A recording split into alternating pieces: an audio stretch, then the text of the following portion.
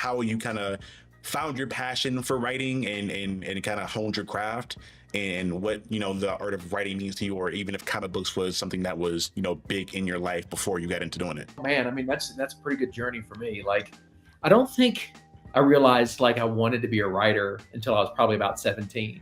And it was one of those weird situations. I actually went to high school with Cully Hamner, who's drawn Batman and Superman and everything else you can imagine. And we were just sitting in class one day, and I saw he was doodling. He was doodling a Batman sketch. I was like, "Oh man, are you into comics?" And he's like, "Yeah, I'm into comics." So we started talking about comics, and we started creating our own stuff. And that kind of like it took me a little bit to figure out what I was doing, as far as like, hey, I think I actually enjoy this. About 6 months into that, like I decided I wanted to be a comic book writer. Like that at 17, it just became like, hey, this is what I want to do with the rest of my life. And parents weren't too happy about that, like But you went like full into the deep end all the way at 17 of like wanting to do it full time. Oh yeah, that's all I ever wanted to do. And then it was like a good 10, 15 solid years of rejection. You heard all the stories, right? Jim Lee and Todd McFarlane have like hundreds of rejection letters, and I'm no different. Like I have at least 200 rejection letters, like that, sending in samples and scripts and pitches and all those kind of things, and just getting that ominous letter in the mail going, hey, no thanks. One of those things to where like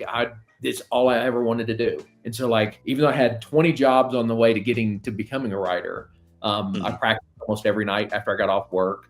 And it was just one of those things where you just kept your nose down, and you just worked hard and kept sending in stuff until somebody finally said yes. Did you have like a technique you use to kind of improve your writing as a whole? Were you kind of like reading a lot of stuff and kind of emulating what you saw, or were you kind of just writing anything that came to mind? A lot of it was writing anything that came to mind, but then it was also consuming as much as I possibly could. So, all the comics I could read, all the movies and TV, everything, that's visually based, I was consuming it. There's lots of comics. Luckily, I was, like I said, I was friends with Cully Hamner, who eventually ended up at Gaijin Studios. And so I got to meet a lot of those guys through Cully. So Jason Pearson and Brian Stelfreeze and Georges Genti and Adam Hughes and Tony Harris and Dave John, like this long list of amazing artists.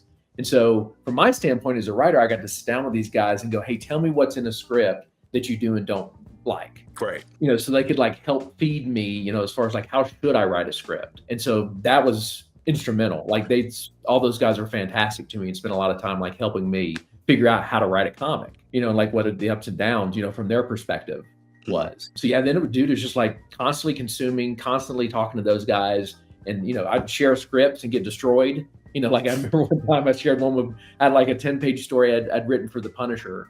And Brian Stelfreeze just absolutely destroyed me. Like he read it, he's like, okay, let me tell you everything you messed